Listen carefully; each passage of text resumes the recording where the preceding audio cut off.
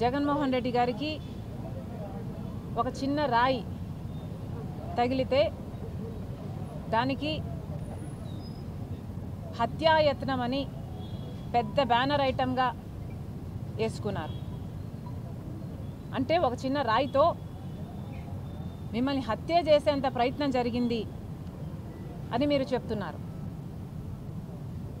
మరి చిన్న రాయితో కొడితేనే మీకు హత్యాయత్నంలా ఉంటే రాజశేఖర రెడ్డి గారి తమ్ముణ్ణి వివేకానంద రెడ్డి గారిని ప్రజానాయకుణ్ణి 7 సార్లు తల మీద గొడ్డలితో నరికి నరికి నరికి నరికి నరికి నరికి నరికి 7 సార్లు నరికితే ఆయన మెదడులో ఉన్న ఎంకలు కనిపిస్తున్నాయి.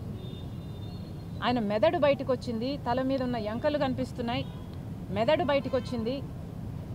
కానీ అది మాత్రం హార్ట్ అటాక్ లాగా ఎందుకు కనిపించిందో జగన్మోహన్ రెడ్డి గారు సమాధానం చెప్పాలి.